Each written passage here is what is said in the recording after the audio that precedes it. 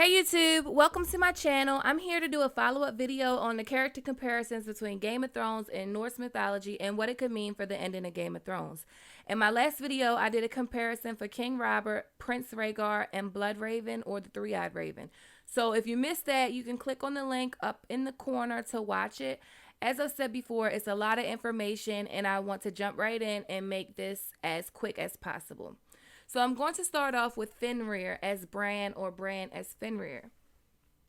Fenrir is known as the bound wolf, chained to the earth. He is the son of Loki, and we know from my last video, Loki is Bloodraven for the purpose of this theory. The definition of Fenrir means he who dwells in the marshes in Old Norse. Fenrir is known for biting the hand off of the god Tyr for being tricked into being chained to the earth. At the onset of Ragnarok, Fenrir will break his chains and wreak havoc on the earth, killing the god Odin and swallowing the sun. Bran is not the actual son of Bloodraven. However, he is tied to Bloodraven for the purpose of his training as a green seer. Bran is also, in a sense, bound to the earth because of him being paralyzed. Fenrir, being connected to the marshes, relates to Bran's connection with Jojen and Meera Reed. They are craggy men or swamp dwellers. Jojen has green dreams, and one of his green dreams involved a chained wolf that the three-eyed crow was trying to free from a chain. And when Jojen tells his father about the dream, Hallen sent him and his sister to Winterfell. Bran was bound to the earth from being paralyzed from Jaime pushing him out the window. Jaime pushing him out the window indirectly caused him to lose his hand. Just as Tyr lost his hand from Fenrir. No, Bran did not bite Jaime's hand, but if Jaime did not push Bran out of that window, there would have been no war. Catelyn would have never took Tyrion. A lot of stuff would never have happened.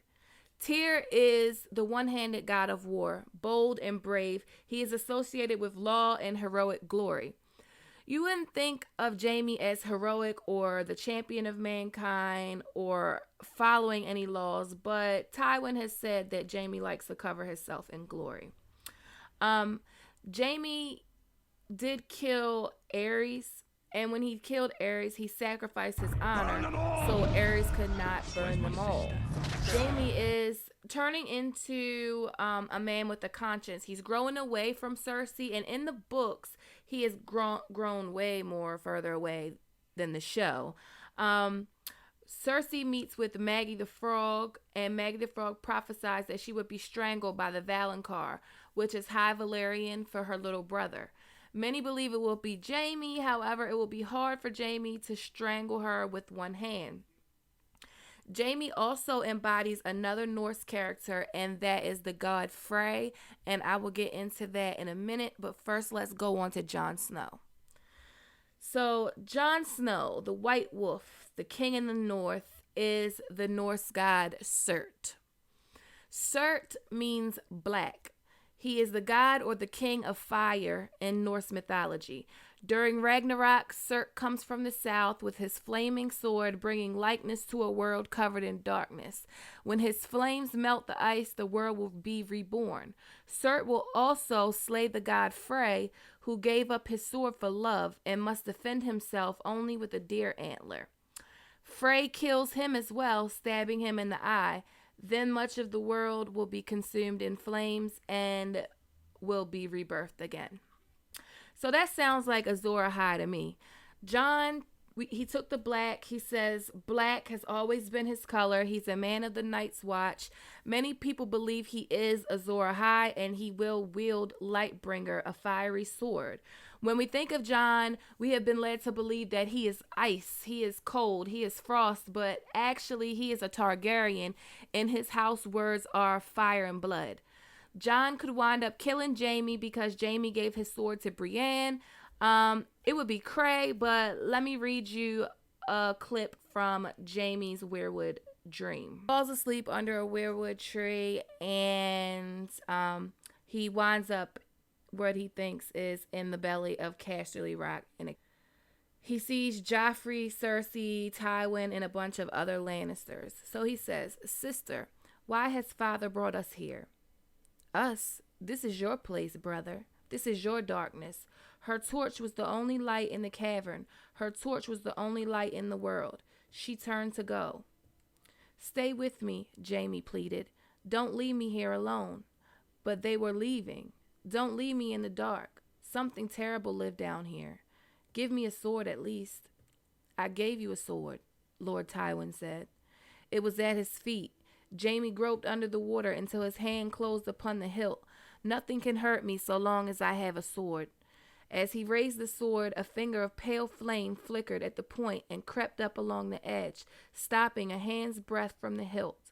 The fire took on the color of steel itself, so it burned with the silvery blue light, and the gloom pulled back.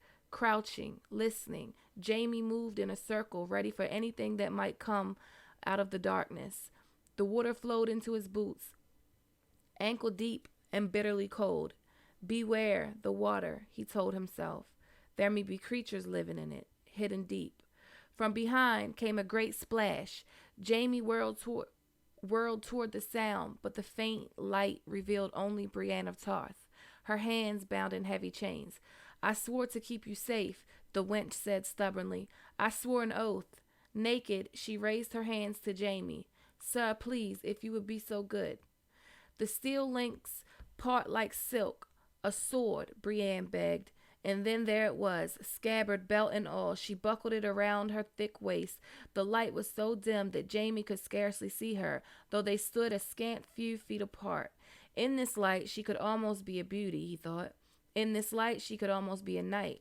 Brienne's sword took flame as well, burning silvery blue. The darkness retreated a little more. "The flame will burn so long as you live," he heard Cersei call.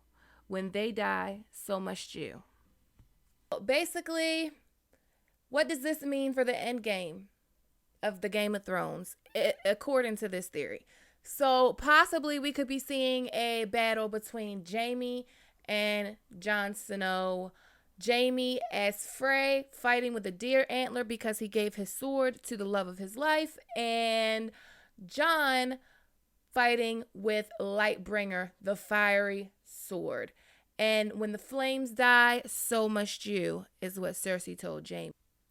Thank you guys for watching. And if you enjoyed this video, please give it a thumbs up. Subscribe if you want to. Thank you guys. And you guys have a good night.